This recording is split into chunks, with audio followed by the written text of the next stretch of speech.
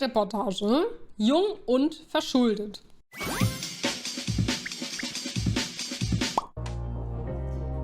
Heute kaufen, später zahlen. Ich habe einen Fernseher bestellt. Neue Klamotten, ein neues Handy konnte ich mir kaufen.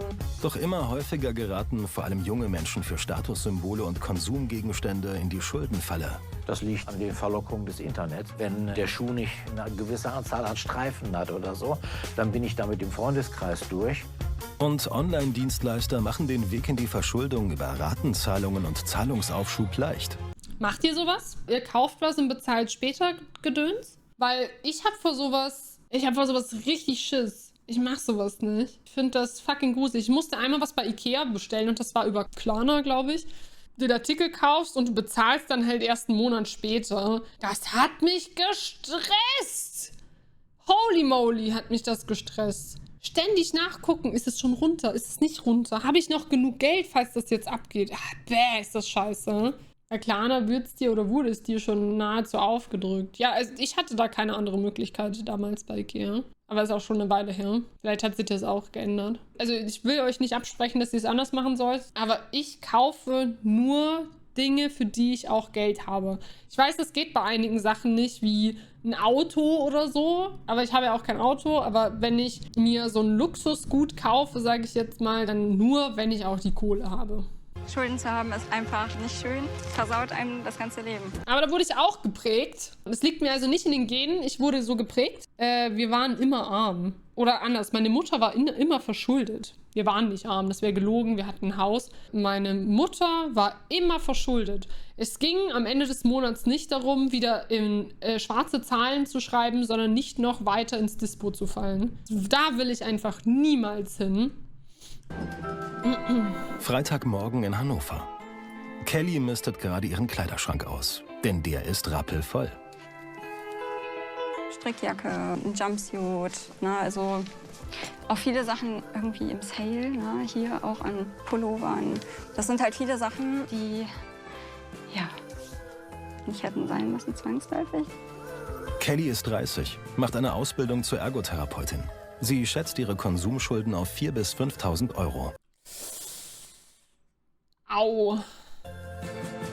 Kelly hat ein Faible für Klamotten. Immer wieder bestellte sie neue Sachen, auch weil sie in den letzten Jahren mit Gewichtsschwankungen zu kämpfen hatte. Doch irgendwann hat sie den Überblick über ihre Ausgaben verloren. Es waren halt immer kleinere Summen. In dem Moment, wo man bestellt für 100 Euro und ein paar Wochen später nochmal. Und es ist nicht so, dass man daran denkt, dass sich das eben so stapelt, sondern dass man von der einen Freude zur nächsten denkt und sich denkt, ach ja, da kommt ja noch das Paket und da kommt das. Und irgendwann war es sozusagen einfach zu viel. 100 Euro kleine Summe. Ich glaube, bei Klamotten, je nachdem, wo du einkaufst, ist so 100 Euro tatsächlich eine kleine Summe. Also ich finde 100 Euro auch viel und ich bin jemand, ich kaufe mittlerweile nur noch Secondhand, außer Strumpfhosen, Unterhosen, Socken, so ein Kram halt. Aber wenn ich was Neues haben möchte, kaufe ich nur noch Secondhand. Das ist halt meistens günstiger und da verfällst du auch nicht so leicht in dieses Kauf ich Ding, weil es immer nur Einzelstücke gibt. Das ist auch so. Ich mag schöne Klamotten, wirklich. Mir ist es schon wichtig, für mich gut auszusehen. Nicht, ob ich euch gefalle, sondern für mich gut auszusehen. Da zählen halt Klamotten auch dazu. Aber ich bin mit dem, was ich habe, halt zufrieden. Nicht nur die Klamotten stapelten sich, auch die Rechnungen. Mittlerweile kann sie den Betrag von ihrem Einkommen nicht mehr begleichen. Die 30-Jährige bezieht 632 Euro BAföG monatlich und bekommt noch eine Aufstockung vom Arbeitsamt. Ihr bleiben etwa 280 Euro im Monat zum Leben. Das ist wenig. Im Internet hat sie mit sogenannten Buy-Now-Pay-Later-Verfahren geshoppt, mit denen man erst 30 Tage später oder über Raten bezahlen kann. Secondhand-Unterwäsche ist auch eher ein Fetisch, oder? Nein, Secondhand-Unterwäsche wird ja auch gut gewaschen und so, ne? Es ist ja nicht so, dass die direkt von den Leuten, die es abgeben, dorthin kommen, sondern alles, was dort hinkommt, wird gewaschen. Ich will natürlich jetzt nicht für alle Secondhand-Läden sprechen, aber zumindest zu denen ich gehe. Aber bei Unterwäsche ist es so, dass ich mir meistens einfach so 6er-Packs kaufe. Kommt aber auch selten vor, dass ich mir Unterwäsche kaufen muss, ne? Da es beim Einkaufsklick meist nur kleinere Beträge waren, hat sie die Schuldengefahr lange nicht kommen sehen. Da war das dann wirklich wie so eine Lawine. Also ich würde sagen, in 3 Monaten war das so wirklich, dass ich von diesem, okay, ich habe noch das Gefühl von der Übersicht hatte ich nicht wirklich. Dann innerhalb von 3 Monaten war es wirklich so ganz rasant, dass ich gedacht habe, das wächst mir alles über den Kopf hinaus. Hinzu kommt, dass Kelly unter Dyskalkulie leidet, einer Zahlen- und Rechenschwäche. Das macht es ihr zusätzlich schwer, den Überblick zu behalten. Okay. Doch der Reiz des Internetshoppens mit ein paar Klicks war zu verlockend, sodass sie Geld ausgab, das sie am Ende gar nicht hatte. Es ist halt wie so ein virtueller Freizeitpark. Man geht durch verschiedene Seiten. Ja, man sieht verschiedene Attraktionen, ja, in dem Falle dann irgendwelche Artikel. Das spricht einen an und für den Moment, wo man dann die Sachen bezahlt, dann denkt man sich, cool, ich freue mich auf das Paket. Und ich denke in dem Moment dann nicht so, scheiße, ja, da kommt ja dann auch noch eine Rechnung hinterher. So 1001 Möglichkeiten, sich zu verschulden. Erst kamen die Mahnungen. Weil Kelly nicht zahlen konnte, wurde ein Inkasso-Unternehmen eingeschaltet. Mit jeder Forderung stiegen ihre Schulden. Die Forderungen von dem Inkasso-Unternehmen sind jedes Mal 52,92. Und ja, bei der Anzahl an Briefen, die ich bis jetzt bekommen habe, bin ich bei roundabout 260 €. Und da sind halt immer noch Käufe offen, die jetzt sozusagen noch angemahnt werden. Das ist halt schon echt Pain. Ist ja mein Konsumrausch, oder? Das weiß ich jetzt ehrlich gesagt nicht. Ich habe erst einen neuen Monitor gekauft, aber direkt bezahlt, vorbildlich. Ich hätte zu viel Angst vor genau dem Szenario. Gar keinen Bock. Jetzt hat sich Kelly an einen Schuldnerberater gewandt, der ihr helfen soll, einen Überblick über ihre finanzielle Situation zu bekommen und ihren angehäuften Schuldenberg wieder abzubauen. Frankfurt am Main. Zwischen Bahnhofs- und Bankenviertel arbeitet jemand, der sich als Problemlöser sieht. Schuldnerberater Matthias Klusmann hat hier sein Büro. Mein Job ist es, Probleme von Ich hätte jetzt viel lieber Peter Zwegert gesehen, sage ich euch, wie es ist. Mandanten zu lösen, in diesem Fall halt in finanzieller Hinsicht. Wehe, der hat keinen Flipchart. Guten Morgen, Herr Klusmann. Morgen, Frau Mirosch, hallo. Auf ein neues. Auf ein neues. Privatinsolvenzen nehmen zu in Höhe von 20% zum Vorjahr, also sehr massiv. Und wir hatten Der ist pleite? Really what? Peter Zwegert ist pleite? Das ist ja witzig. Der ist tot. Okay, jetzt wird's immer wilder. Okay, das wusste ich nicht, dass er tot ist. F an der Stelle. Fallen aktuell die Abo-Modelle wie Netflix, Spotify nicht auch darunter? Wenn du den Überblick verlierst, dann kann das sehr schnell passieren, ja, dass du dich verschuldest darin. im Vorjahr keine Langeweile. Schuldnerberater Klusmann beobachtet vor allem, dass seine Klientel immer jünger wird. Anfang 20 sind sie schon, 20, Mitte 20, da fängt es eigentlich an. Aber sehr viele geworden, die so 25 bis 30 sind. Und früher fing so der Schnitt der Schuldner vielleicht bei 35 oder 40 erst an. Die Zahlen des Schuldneratlas bestätigen das. Nur in der Gruppe der unter 30-Jährigen hat die Überschuldung zugenommen. Etwa 250.000 Menschen ist hier betroffen. Die Gründe liegen für Matthias Klusmann auf der Hand.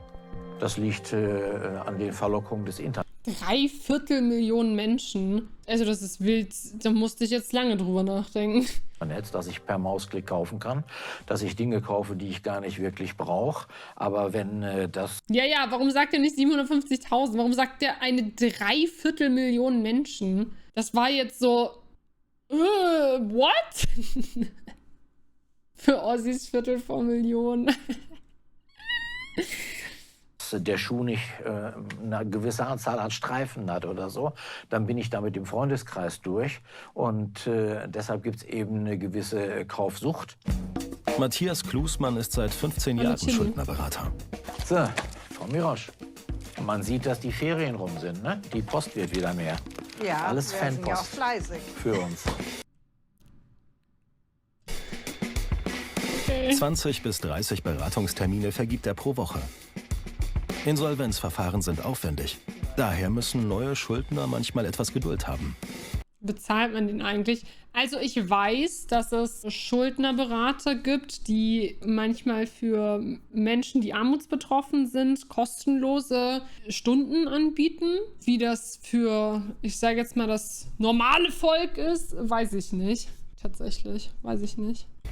Die erste Mandantin heute Morgen hat einen Schuldenberg von etwa 160.000 Euro angehäuft.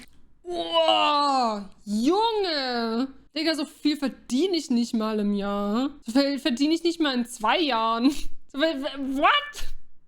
Sie ist gerade 30 geworden, alleinerziehend und war selbstständig. Ach, Gewerbesteuer, Scheiße. Finanzamt, so die typischen Dinge. Dann war sie krank, es gibt offene Arztrechnungen. Den Steuerberater konnte sie auch nicht bezahlen. Und als es ihr finanziell noch besser ging, hatte sie auch ein Auto finanziert. Da kann sie im Moment auch die Autorate nicht zahlen. Jo, und ich dachte mit meinen 1.600 Euro, die ich jetzt Steuerrückzahlung leisten muss, und ich habe ein Steuerbüro, das ich dafür bezahle, ne? Bin ich schon krass gefickt. Aber holy moly. Weil wenn ich ein kleines Kind habe, kann ich ja nicht arbeiten. Matthias Klusmann hat zunächst die Gläubiger angeschrieben, um eine Forderungsaufstellung einzuholen. Damit wird der aktuelle Schuldenstand mit Zinsen abgefragt. Pünktlich auf die Minute. Klusmann begleitet die Frau ins Insolvenzverfahren. Als junge Mutter genießt Eldina während der Insolvenz einen höheren Pfändungsfreibetrag. In ihrem Fall sind das etwa 2.300 Euro inklusive Kindergeld. Geld, das ihr zum Leben bleiben muss. Worauf muss ich achten? Was darf ich nicht? Sie dürfen theoretisch alles. Mit Ihrem nicht pfändbaren Einkommen können Sie machen, was Sie wollen. Ich sage mal spaßeshalber, wenn Leute keine Miete zahlen, weil sie bei der Mutter wohnen, dann können sie auch einmal im Jahr auf AIDA-Kreuzfahrt gehen. Es ist Ihr Geld und Sie machen damit, was Sie wollen. Okay. Was Sie nicht machen sollen und auch nicht machen können, Sie kriegen natürlich, weil Sie dann durch die Insolvenz, in die ich Sie ja in 3 Monaten bringe, Sie kriegen keinen neuen Kredit. Kaufe Bitcoin. Ich habe für mich selber beschlossen, bevor ich in so einen Scheiß investiere, egal ob es jetzt Aktien sind oder Bitcoin, weiß ich nicht, gehe ich wieder als Friseur. Ach so, ja, auch die sollen nicht in Bitcoin investieren, MB. Hör doch auf, den Leuten sowas zu sagen. Nee. Dann gehe ich lieber wieder arbeiten. 40 Stunden die Woche als Friseurin. Weil Sie sind ja nicht mehr kreditwürdig.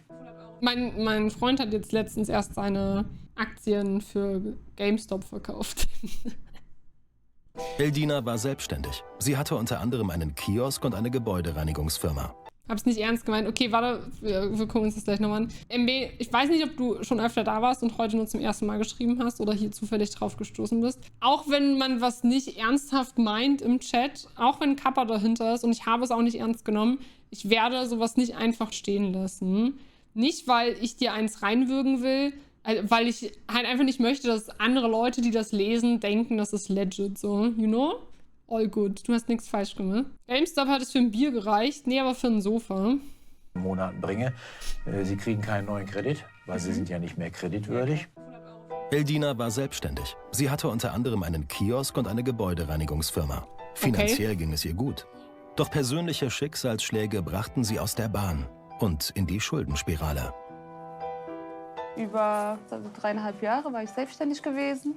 Bin letztes Jahr leider krank geworden. Habe Krebs bekommen, Eierstockkrebs. Bin daraufhin schwanger geworden. Und damit hat es mit den Schulden angefangen. What?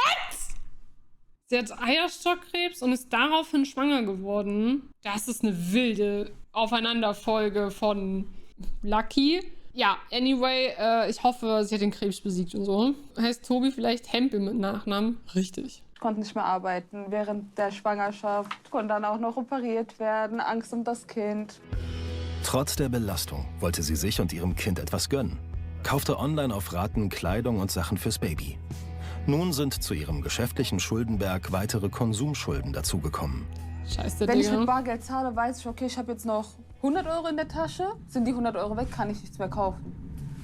Bei Klarna, PayPal, das ist ja anders. So, du kannst, oder bei PayPal, du kannst Zahlungspause einlegen. Ich will dir keine Schuld geben, aber wenn ich was kaufe, dann gucke ich doch erstmal auf mein Konto und gucke, habe ich das Geld? Und dann kaufe ich das, wenn ich das Geld habe und kaufe es nicht, wenn ich das Geld nicht habe. Für mich ist das trotzdem keine non-existente Summe. Ja, vielleicht bin ich einfach mit einem anderen Verständnis dafür aufgewachsen. Das sind Zukunfts-Ich-Probleme. Wir leben im Hier und Jetzt. Nee. Ganz ehrlich, bei Geld bin ich so fucking vorsichtig. Wie gesagt, ich weiß, ich habe mitbekommen, wie es ist, wenn du nur noch in den Miesen bist, nur noch verschuldet bist. Ich würde da einfach nicht hinwollen. Auf gar keinen Fall. Also ich weiß das auch von Freunden, die waren auch verschuldet, weil die sich selbstständig gemacht haben und dann hat das irgendwie doch nicht funktioniert. Was das für ein Abfuck ist, fürs Hirn auch einfach. Also du bist die ganze Zeit, dein ganzes Leben oder dein ganzer Alltag dreht sich nur noch um Geld. Nee, danke. Ich habe noch nie auf meinem Konto dafür geguckt, sondern ich habe das im Gefühl. Nee, ich nicht.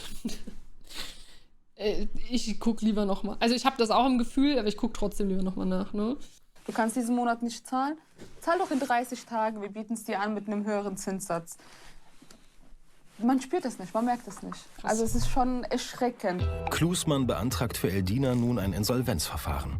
Die Dauer der Privatinsolvenz wurde in Deutschland 2020 vom Bundestag von 6 auf 3 Jahre reduziert. Wenn alles glatt läuft, wäre Eldina also Ende 2027 schuldenfrei. Wow.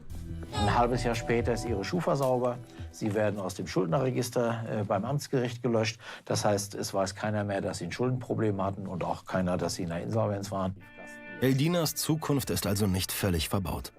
Aus Angst davor, ihre Miete nicht mehr bezahlen zu können, ist sie mit ihrem Kind wieder zu ihrer Mutter gezogen. Mit 30 wollte sie eigentlich an einem ganz anderen Punkt in ihrem Leben sein. Cool, ich bin auch 30. Du hättest auch Twitch-Streamerin werden können. Die Entscheidung, in die Privatinsolvenz zu gehen, ist ihr nicht leicht gefallen. Privatinsolvenz, oh mein Gott, du bist komplett unten angelangt bei der Gesellschaft. Wow. Oh Mann, Girl. Das tut mir so unendlich leid, dass die Stigmatisierung von Menschen, die verschuldet sind, einfach das Erste ist, was im Hirn der Menschen kickt. I'm so sorry for her. Also unterste Schublade mäßig. So war immer mein Denken damals. Krass. Die Gesellschaft wird dich verachten, du gehst in die Privatinsolvenz. Wow. Gott, die tut mir so leid, ich will sie umarmen. Das ist das, was ich meine mit, das fickt bestimmt einfach dein Hirn. Wo ich mir aber denke, hey, ich habe so viele Jahre gearbeitet. Dann geht es mir einmal schlecht und dann soll ich dafür so bezahlen? Nee. Also dann hole ich mir lieber Hilfe. Sollen die Leute sagen, was sie wollen, aber ich werde mich nicht in den Ruin treiben mit meinem Kind. Nein. Warum die Gesellschaft weiß nichts davon, hast ja kein Schild um. Haben BürgergeldempfängerInnen auch nicht und werden ja trotzdem stigmatisiert, oder nicht? In 3 Jahren hofft Eldina, schuldenfrei zu sein. Und so für sich und ihr Kind wieder sorgenfrei in die Zukunft blicken zu können. Kein Vergleich. Wieso nicht? In BürgergeldempfängerInnen siehst du auch nicht an, dass sie BürgergeldempfängerInnen sind. Verschuldeten Menschen siehst du auch nicht an, dass sie verschuldet sind. Du siehst niemanden seinen Kontostand an. Und trotzdem gibt es ja ein Stigmata gegenüber dieser Menschengruppe. Hannover hat Kelly ihrem Lebensgefährten René erst vor ein paar Wochen ihre finanzielle Notlage gebeichtet. Er hatte zwar mitbekommen, dass Kelly viel gekauft hat, doch die Höhe der Außenstände hat ihn dann doch überrascht. Vielleicht habe ich innerlich mal kurz einen Moment geschluckt, aber ich sehe, wie viel Mühe sie sich gibt, wie hart sie mit sich selber irgendwie hadert, um einen Ausgleich zu finden, eine Alternative zu finden, aus diesem Hamsterrad auszubrechen. Und deswegen bin ich eigentlich nur stolz auf sie und habe halt kein Problem damit, dass das jetzt irgendwie mal so gelaufen ist. Aber Kelly musste ihm versprechen, dass sie nichts mehr kauft. René macht aktuell auch eine Ausbildung zum Ergotherapeuten. Obwohl der 29-Jährige selbst kaum Geld hat, versucht er seine Freundin zu unterstützen, wo er kann. Wir sind ja beide Schüler und wir kriegen BAföG, wir kriegen Unterstützung, dass wir die Miete hier bezahlen können. Ansonsten gehe ich einmal in der Woche Plasma spenden, weil von irgendwoher muss das Geld kommen und das reicht halt trotzdem vorne und hinten nicht, ne? Ja. Ich habe mir aus auch Respekt vor ihm überlegt, eben auch zu machen, weil wenn er seine Zeit dafür opfert, seinen Körper dafür opfert, das ist ja, weiß ich nicht, also es geht nicht spurlos an mir vorbei, sondern es tut mir auf eine Art und Weise halt auch leid, ne? Man fühlt sich halt mitverantwortlich für die andere Person. Warum?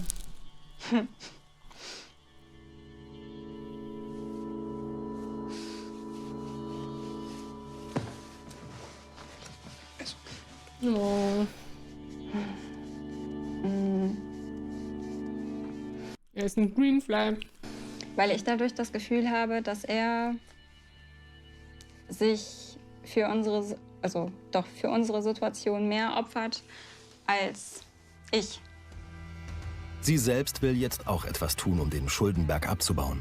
Mit René möchte sie morgen viele ihrer auf Pump erworbenen Kleidungsstücke auf dem Flohmarkt verkaufen, Okay. um so wieder an Geld zu kommen. Das sind bestimmt 200-300 Kleidungsstücke. Wow. Der innerliche Druck jetzt gerade ist natürlich riesig, weil im besten Falle würde ich sagen, dass ich schon wenigstens 700-800 € mir wünschen würde. Wie schön hat sie denn? 3.000 bis 4.000 € oder so. Am nächsten Morgen kurz vor 8 Uhr auf dem Flohmarkt an der Pferderennbahn. Kelly und ihr Freund René sind gerade erst angekommen. Obwohl von dem Verkauf heute viel abhängt, sind sie im Gegensatz zu ihren Konkurrenten spät dran. Zeitmanagement ist unser größtes Problem. Definitiv. Und wir sind schon um 3 gestartet. Ne? Die beiden müssen sich ranhalten. Das Geschäft wird hier vor allem am Vormittag gemacht. Sie haben extra 100 € zusammengekratzt, um sich einen Transporter zu leihen. Im besten Fall Auto leer, Portemonnaie voll und wir glücklich.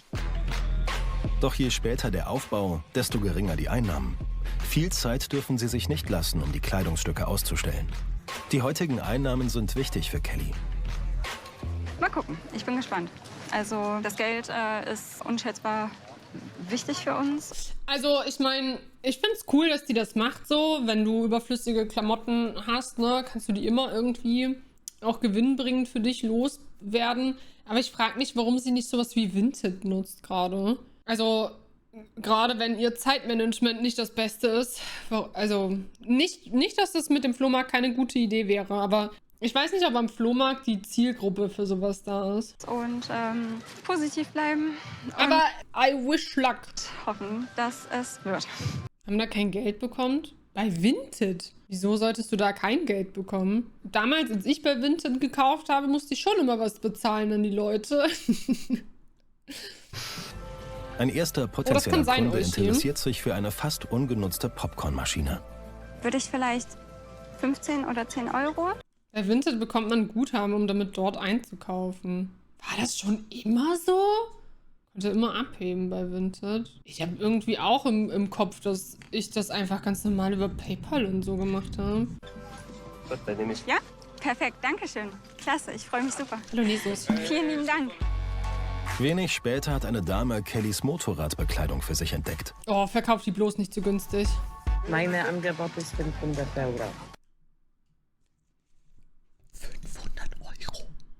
Digga, ich müsste mich so zusammenreißen zu sagen, yo, geil! Für manche Leute werden 3.000 € so easy Spielgeld, so verrückt zu sehen, was ein Aufwand sie betreiben muss. Ja, ich glaube, manche Menschen haben so ein bisschen den Bezug zu anderen Menschen verloren und was die so verdienen. Kleines Beispiel, ich habe in meiner Friseurzeit als ausgelernte Friseurin, die 25 Stunden die Woche arbeiten geht, 800 € netto gehabt. Davon musste ich meine Miete bezahlen, mein Essen und alles andere. 800 € netto für 25 Stunden die Woche.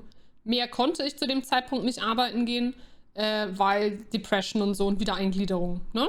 Wenn ich damals Schulden gehabt hätte in der Höhe, also ich musste die 600 € für die Kaution, musste ich mir von der Familie leihen. Sonst hätte ich das niemals bezahlen können. Wo soll ich denn 600 € hernehmen? Also ich konnte mir nicht mal 600 € leisten. Ich habe damals, ich glaube 2,5 Jahre, habe ich ohne Küche gelebt, weil ich konnte mir keine leisten.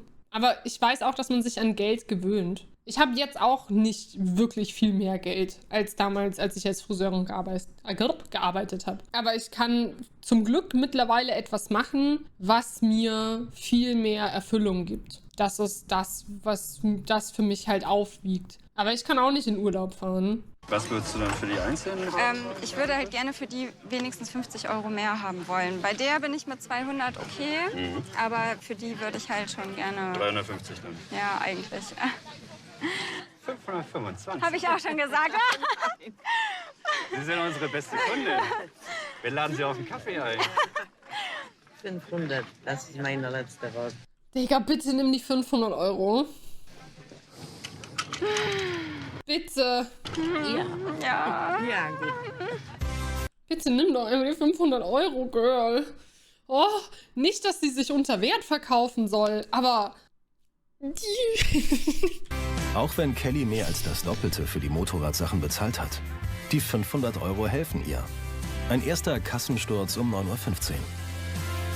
Wir haben 1, 3, 4, 5, 5,50, 5,70, ja, 570 Euro. Immerhin. Der Verkauf von Kleidung auf dem Flohmarkt ist nicht so leicht wie der Einkauf im Internet. Um ihre Wunschsumme von 800 Euro noch zu erreichen, muss sich Kelly ins Zeug legen. Das ist tatsächlich eine Hose von ihm, Ja. aber ich finde, die ist auch unisex tragbar, ne? Heutzutage ist es ja eh egal. Eben, deswegen. Diese junge Frau kauft gerne auf Flohmärkten, um Geld zu sparen. Online-Einkäufe, vor allem über Buy Now, Pay Later Dienstleister, kommen für sie nicht in Frage. Gar nicht. Ich habe auch alle meine Sport-BHs, die ich habe ich alle in den Pittler-Werken gekauft. Jeder hat 1 Euro gekostet. Richtig geil. Einfach weil mir das von meiner Familie so nie beigebracht wurde, dass ich mir Sachen kaufe, wenn ich sie mir nicht leisten kann. Bin ich da einfach so, wenn ich es mir nicht leisten kann, dann spare ich halt erstmal Nee, das wurde nicht von deinen Eltern vorgegeben, das liegt in deiner Genetik. Entschuldigung. Sorry. Ich weiß. Ist auch wieder gut. drauf. Gegen 13:30 Uhr wird der Flohmarkt immer leerer. Das Geschäft ist gelaufen. Lea, ja was denn? Ich brauche einen Coping-Mechanismus. Muss ich doch mit solchen Kommentaren klarkommen. Und mit solchen Leuten. Ihr Ziel, mit einem leeren Transporter heimzufahren, haben sie nicht erreicht. Sieht auch aus, als wäre es mehr als es vorher Hallo war. Ralle. Ja, es ist total anstrengend, dass jetzt sozusagen genau das wieder mit nach Hause genommen werden muss, was weg sollte. Aber andererseits, bei einigen Sachen denke ich mir, ja okay, wenn ich die zu Flohmarktpreisen im Internet versuche mal zu verscherbeln, dann habe ich vielleicht trotzdem eine Chance. Um von ihren Schulden runterzukommen, wird Kelly noch einiges verkaufen müssen. Mit den Einnahmen heute sind sie und René aber zufrieden. Wie haben sie denn jetzt? 700. Ich habe den YouTube-Video bei Freiraum gesehen, fand ich super gemacht. Danke, Nordros. 800, 900. 1010. Oh, guck mal, die haben 1.000 Euro zusammen. Oh, die kann richtig stolz sein. Freut mich voll für sie. Nicht weinen. Wenn jemand anders weint, weine ich immer mit. Das ist ganz furchtbar. Bitte wein nicht. 1015. 2015 und Ah. 26, 1041 Euro. Bam, Alter. Ja, Das macht minus mir das Mut. Auto. Es ist auf jeden Fall ein riesengroßer Anfang gemacht. Ich hoffe natürlich sehr. Darf ich mal sagen, was er für eine absolute Green Flag ist? Darf ich mal sagen, was der für ein richtig geiler, supportive, fucking nicer Chat. Nicer ist halt auch ein fucking nicer Chat, aber was er für ein fucking supportive, nicer Boy ist. God damn.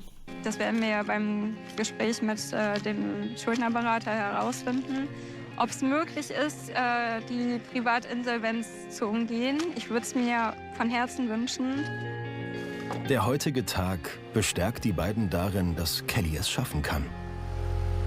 Er ist einfach normal. Wenn nicht so ist, ist ein Arsch. The bar is on the ground, Mustang. Okay, wir appreciaten alles, was nicht die Norm ist gerade, ne? So. Also die aktuelle Norm. Bremen am Samstagvormittag. Johann ist mit seinen 2 besten Freundinnen verabredet. Er will sich heute endlich mal wieder was gönnen. Okay, Das war Johann. lange für ihn nicht möglich, denn auch Johann hat Schulden. Johann hat vor allem ein sehr weißes Outfit. Damn. Er ist 19 Jahre alt, Gabelstaplerfahrer und er hatte zwischenzeitlich mehr als 21.000 Euro Konsumschulden bei einem Zahlungsdienstleister. Zusammengeshoppt in sage und schreibe nur einer einzigen Woche. What? Da muss man viel Plasma spenden gehen. Da muss man viel Plasma spenden gehen. Also entweder hat eine fette Sache gekauft oder er hat wirklich komplett alles gekauft, was nicht nied- und nagelfest war. Was war's? Erzähl's uns. Mit nur ein paar Klicks hat Johann sich in nur wenigen Tagen in eine Situation gebracht, die er noch heute ausbaden muss. Ein Fernseher bestellt, ein neues Handy habe ich mir da bestellt, ein MacBook. Digga! Ja, und sonst Klamotten, Schuhe, T-Shirts, Jeans, Pullis, ja, alles Mögliche an Klamotten. Die Frisur ist wild, ich feier sie. Ich überlege gerade, ob du derjenige bist, der unter seinem Video auf YouTube kommentiert hat, du hast der einzige Täter, ist mein Friseur. Falls du das warst, ich bin meine eigene Friseurin, also habe ich die Taten an mir selber begangen, keine Sorge. Dafür hat niemand bezahlt. Relativ schnell wird dem damals 17-Jährigen klar, dass er mächtig in der Klemme steckt. Warum er damals wie im Rausch shoppte, kann er heute nicht mehr erklären. Den Überblick habe ich nach einer Woche schon verloren. Wirklich? Ja, und da war ich schon schockiert, dass es in so einer Menge war, da ich das so eigentlich beim Bestellen nicht gedacht hätte. Ja, wie kommt man denn überhaupt, also ich will ihm die Schuld nicht zuweisen, aber wie kommt man denn überhaupt dazu, in einer Woche zu sagen, ich bestelle mir jetzt einen Fernseher, ein MacBook und ein Handy und das wird bestimmt nicht negativ auf mich zurückfallen? Hä? Das ist crazy, hm? Fast jeden Tag bekommt er damals Post von Inkasso-Unternehmen. Schließlich weiht er seine Mutter ein und nimmt mit ihrer Hilfe einen Kredit bei der Bank auf. Aber selber Handy, TV und MacBook sind dann maximal 10.000. Also noch so 9.000 für Klamotten. Ja, er hat gesagt, ansonsten halt noch Pullover und so ein Kram. Also ganz ehrlich, dadurch, dass ich sowas nicht so wirklich kaufe, ich habe keine Ahnung, was ein MacBook, ein Fernseher und ein Handy kostet. Zusätzlich nimmt er jeden Job an, der ein wenig Einkommen verspricht. Stimmt, es kann ja auch sein, dass er so Balenciaga-Klamotten gekauft hat, ne? Die Schulden am besten so schnell wie möglich loswerden.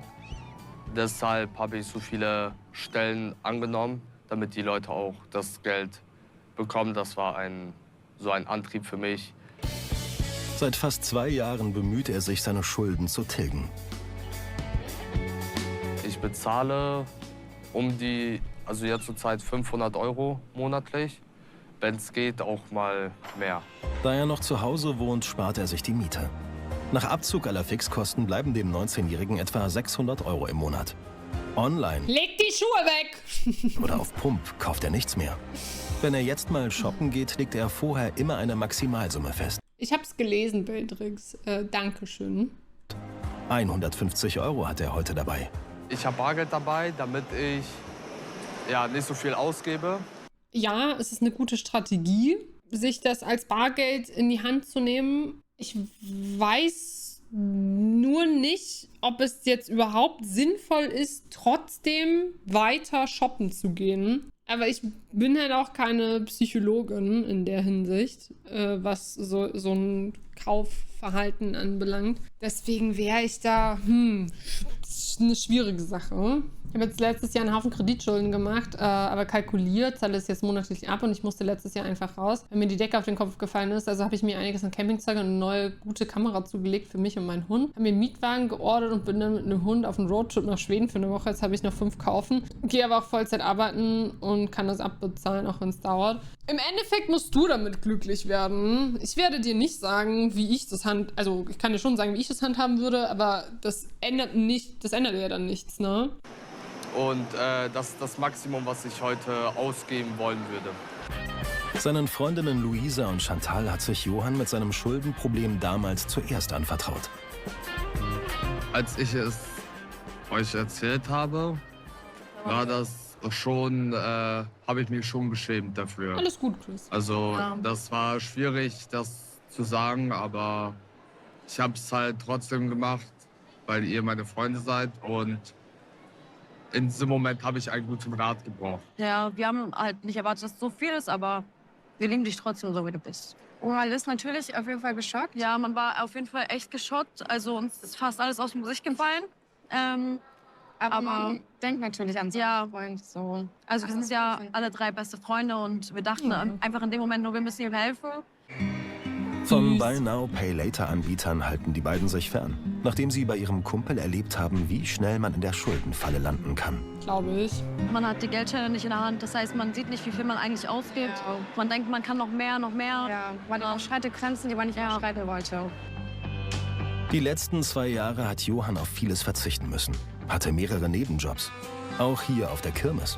Heute ist er privat hier, denn Freundin Chantal hat morgen Geburtstag. Die letzten Jahre war ich hier nur am Arbeiten, das war schon frustrierend. Da ich die ganzen Schulden hatte, da konnte ich mir gar nichts gönnen. Jetzt, wo ich hier bin, bin ich glücklich. Das macht auf jeden Fall Spaß, hier zu sein. Ich bin auch jemand, der Geld ungern ausgibt, aber das hat bei mir einen anderen Hintergrund. Also bei mir geht es dann mehr so, dass ich mir das als Mensch nicht gönne. Steht dir? Ich glaube, das ist dann eher so mein Ding. Und weil viele Sachen halt auch einfach unnütz sind, wie ein Toaster zum Beispiel. Und er schaut positiv nach vorne. Ich habe vor ein paar Tagen nachgeguckt und also 5.000 sind mir noch... Achso, du meinst, warum ein Toaster? Ja, weil ich nicht so oft Toast esse. noch übrig geblieben, die ich abzahlen muss. Und ja, da denke ich mal ungefähr 1 Jahr, wenn nicht sogar weniger. Bin ich schon stolz drauf, ja. Mit Hilfe von Freunden, Familie und mit viel Fleiß hat Johann es geschafft, sich von einem Großteil seiner Schulden zu befreien. Seine Finanzen will er in Zukunft besser im Blick behalten. In Frankfurt am Main kommt Arzthelferin Jasmin häufig mit einem flauen Gefühl im Magen nach Hause. Denn im Briefkasten könnten wieder neue Mahnschreiben liegen. Nur ein Inkasso-Unternehmen diesmal. Eigentlich bekomme ich so 3, 4 Inkassobriefe in der Woche. Und einer ist jetzt ein Fortschritt, denke ich mal. Jasmin ist 23 Jahre alt, gelernte Arzthelferin. Und sie hat über 16.000 € Konsumschulden. Alter, das sind so krass heftige Summen, Alter.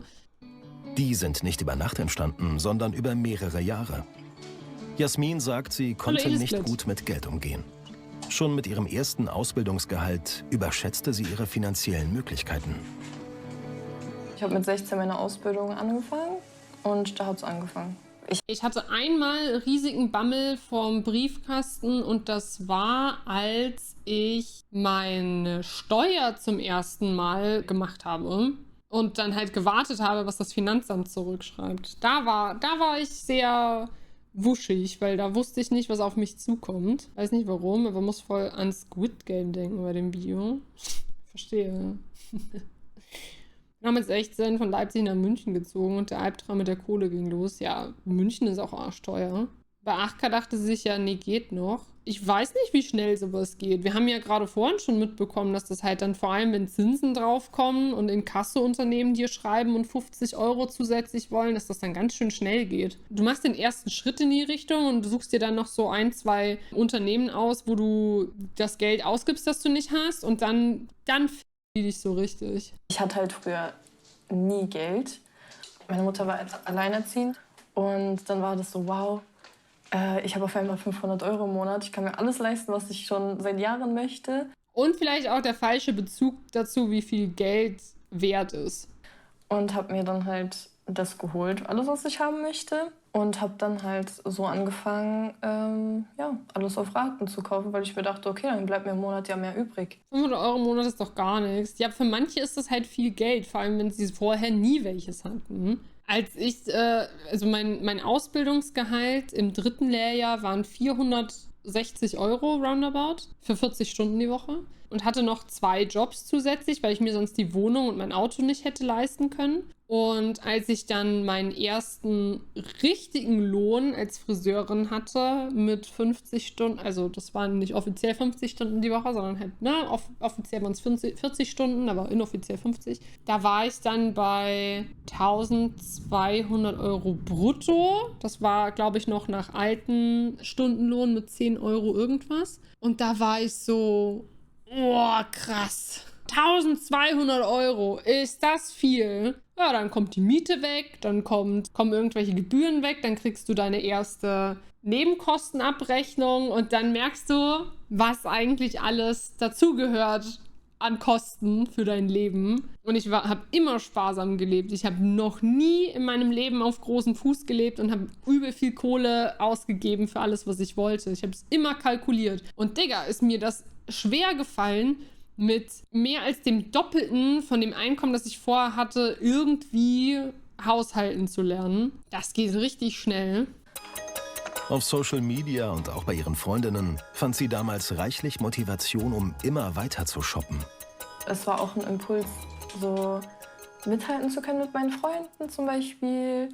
Da hat sich zum Beispiel jemand eine neue Tasche gekauft, dann habe ich so auf meine Tasche geguckt, okay, die ist auch schon 1, 2 Jahre alt, ich will auch eine neue eigentlich. Das Gefühl hatte ich noch nie in meinem Leben. Und ja, einfach dieses Gefühl, dazu zu gehören auch irgendwo. Und natürlich war das wie eine neue Welt für mich. Also ich hatte Zugang zu Geld, ich hatte Zugang zu neue Klamotten, ein neues Handy konnte ich mir kaufen, neue Schuhe, wann ich wollte und wie ich wollte und welche ich wollte. Ja. Aber am Ende ja dann auch nur auf Pump, ne? Ja. Ja, tatsächlich auf Pump nur. Jasmin lebte so sehr über ihre Verhältnisse, dass sie zwischenzeitlich allein bei einem Online-Zahlungsdienstleister mit ca. 8.000 € in den Miesen war. Die Konsequenzen waren ihr lange nicht bewusst. Mir war das nicht wirklich klar, dass ich irgendwann so ende, wie ich jetzt geendet bin, letztendlich. Weil ich erstens nicht den Überblick hatte auch über meine ganzen Ratenkäufe und weil ich auch nicht wusste, dass ich es so übertreibe. Ich glaube auch, wenn du Brief nach Brief nach Brief bekommst, hast du ja keine Übersicht. So. Du hast einfach nur einen Stapel von Briefen. Sollte man dadurch auf die Idee kommen, sich Überblick zu verschaffen, oder? Ja, das machst du ja auch irgendwann. Aber halt meistens, wenn es zu spät ist. Wir gucken uns gerade was über Menschen, die sich verschulden, an. Ach, bin ich langsam aufgewacht. Käufe auf Raten gehören für sie jetzt der Vergangenheit an. Als Arzthelferin verdient Jasmin knapp 1.500 € im Monat. Nach Abzug aller Fixkosten bleiben ihr nur 200 €. Da sie hohe Schulden hat und keinerlei Rücklagen, spart Jasmin jetzt, wo sie kann. Nein, tut sie nicht. Sie kauft Barilla. Wenn sie sparen würde, wo sie kann, warum kauft sie dann Barilla-Nudeln? Das sind die teuersten Nudeln, die existieren, Bro. Barilla gibt's doch auch bei Lidl, oder? Aber Barilla sind doch teuer. Barilla sind oft für 1 € im Angebot. Really? Waren im Angebot. Das wird sie uns bestimmt gleich erzählen. Zum Beispiel bei Lebensmitteln.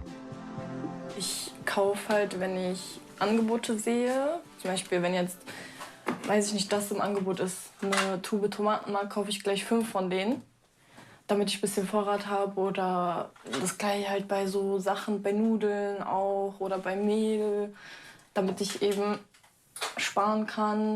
Früher habe ich voll gern Obst gegessen, heute kann ich es mir nicht mehr leisten. Und ja, ich verstehe, frisches Obst ist auch echt teuer, aber gerade da gibt es zum Glück tiefgefrorene Sachen, die tatsächlich günstiger sind. Und wenn es jetzt nicht passiert wäre, ich wäre an einem ganz anderen Punkt.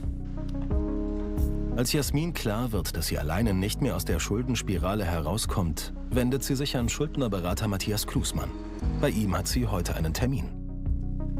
Ich würde ja Containern vorschlagen. Grüß Sie, kommen Sie rein. Der Schuldnerberater begleitet Jasmin in die Privatinsolvenz. Dazu hat er Schriftverkehr vorbereitet. Ich blättere Ihnen die Briefe so um, dass Sie einfach nur unterschreiben.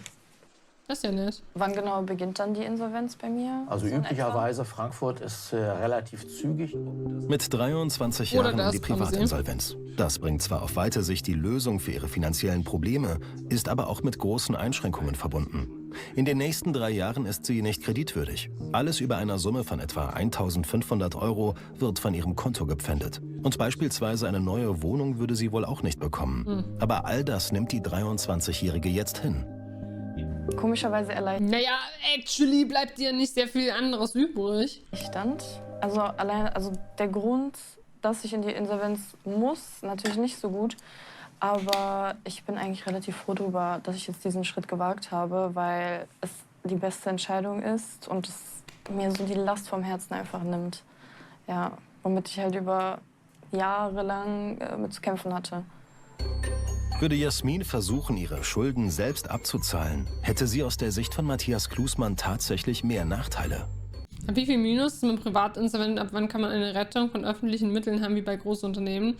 Ich glaube, mit öffentlichen Mitteln wirst du nur supported, wenn du auch vorher schon mit und durch öffentliche Mittel Gelder erlangt hast. Aber ich bin da nicht drin, leider.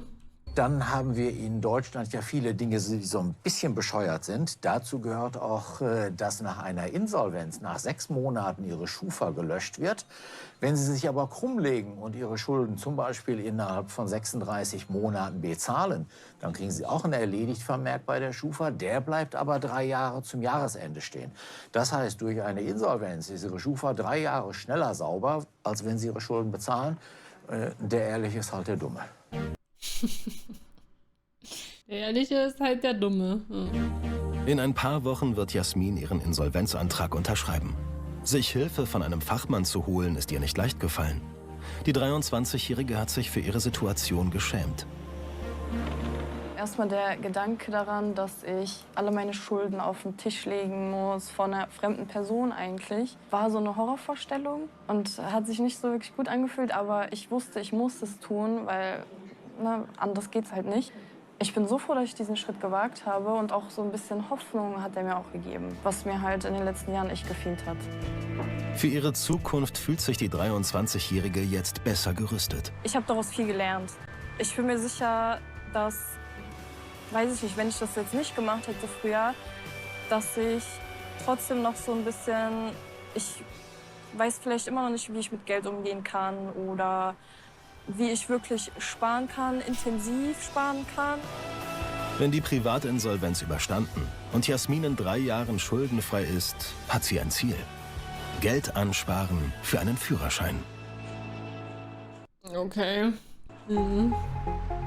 Kelly in Hannover hat mit ihrem Flohmarktverkauf schon versucht, ihr Schuldenproblem selbst in die Hand zu nehmen. Aber auch die 30-Jährige hat sich vor ein paar Wochen professionelle Hilfe gesucht. Sie hat jetzt einen Termin bei ihrem Schuldnerberater Matthias Wenzel, bei dem es für sie um einiges geht. Gerade ist es so, dass ich ein ganz flaues Magengefühl habe. Einfach Aufregung, pure Aufregung. Mein größter Wunsch heute ist, mit Herrn Wenzel zu besprechen, dass ich die Privatinsolvenz vermeiden kann. Denn die wird öffentlich bekannt gemacht und hat weitere Nachteile, wie eine mögliche Gehaltspfändung oder einen Schufa-Eintrag, der zum Beispiel eine neue Wohnungssuche erschweren würde. Kelly hofft, dass ihre Schulden nicht ganz so hoch sind. Also ich kann euch zumindest aus meiner Erfahrung sagen, dass wenn du nicht arschviel Kohle oder einen Job hast, der gesellschaftlich sehr gut angesehen ist, ist es so oder so schwer, eine Wohnung zu bekommen. Ich musste als Selbstständige, obwohl ich hier ja mit Chris eingezogen bin und er auch eine Festanstellung hat, in einer höheren Position, musste ich die letzten 4 Jahre, glaube ich, waren es, meiner selbstständigen Einnahmen, den Vermietenden komplett öffentlich machen. Sonst hätten wir die Wohnung nicht bekommen. Wir hätten die Wohnung nicht bekommen, wenn ich nicht gesagt hätte, hier, ich habe ein bisschen Geld zurückgelegt, hier, das sind die letzten 4 Jahre Einkommen. Das ist richtig crazy. Höhere Position ist der Bergsteiger. Ja, genau. Wir hatten für Sie ja die Forderungsstände angefordert. Es fehlen noch 3 Forderungsstände. Ja. Insgesamt, nach dem, was uns die Gläubiger jetzt gemeldet haben, kommen wir im Moment auf 2.100 €. Okay. Das ist erstmal nicht so eine hohe Summe. Deswegen würde ich Ihnen tatsächlich empfehlen, dass wir versuchen, mit der Gläubigerseite einen Vergleich auszuhandeln. Das wäre auch definitiv mein Wunsch. Also ganz dringend. Ganz dringend. Ja, ja. Nein, das ist wirklich, das ist völlig unnötig, in Ihrem Fall einen Insolvenzverfahren zu beantragen. Ich bin erleichtert, sehr erleichtert. Gute Nachrichten. Im nächsten Schritt muss sich Schuldnerberater Wenzel mit den Gläubigern auf eine monatliche Ratenzahlung einigen, die Kelly auch leisten kann. Wenn es gut läuft und es sich damit leben lässt, dann würde ich schon gerne versuchen, 45 € pro Monat eben abzuzahlen. Hoch darf die Rate nicht sein, denn nach Abzug aller Fixkosten hat Kelly monatlich nur 280 € zur Verfügung. Schuldnerberater Wenzel ist aber optimistisch. Das ist durchaus nicht unmöglich, dass Kelly in den nächsten 3 Jahren ihre Schulden durch Vergleichszahlungen regelt. Kelly, dann wünsche ich Ihnen einen schönen Tag. Ja, und danke schön. Wünsche wir ich hören Ihnen auch. voneinander. Das Ja? machen wir, alles klar. Bis Dann dann. alles Tschüss. Gute, bis dahin. Ich wünsche mir für die Zukunft, dass jetzt alles schnell geregelt ist. Und wenn es abbezahlt ist, es hoffentlich nie wieder dazu kommen wird, Schulden aufzubauen. das einfach nicht nochmal erleben zu müssen, weil ich sehr brenzlig mit dieser vermeintlich kleinen Summe gut davon gekommen bin. Wie viele in ihrem Alter hat Kelly die Folgen moderner Zahlungsverfahren wie heute kaufen, später zahlen unterschätzt? In 3 Jahren hofft sie endlich wieder schuldenfrei zu sein. Nice. Ich wünsche allen Beteiligten in dem Video alles Gute und dass sie sehr schnell, sehr zackig ihre Schulden loswerden und anderen, dass sie da erst gar nicht reingeraten.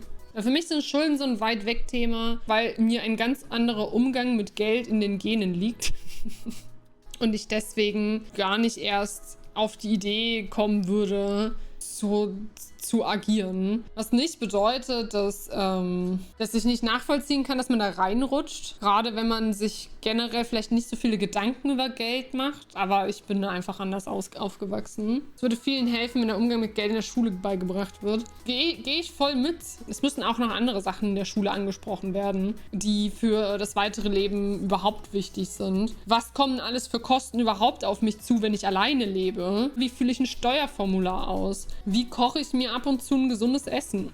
Das sind ja alles Dinge, die auch beigebracht werden müssen. Und ich glaube auch nicht, dass das irgendein Elternteil heutzutage noch so macht. Ich glaube aber auch, dass das dann irgendwann an einem Punkt ankommt, in dem es auch für Schule viel zu viel wird. Medienkompetenz wäre ja auch noch so eine Geschichte, ne? In der Schule den Umfang der Sonne zu berechnen, aber wie man erwachsen ist, lernt man nicht.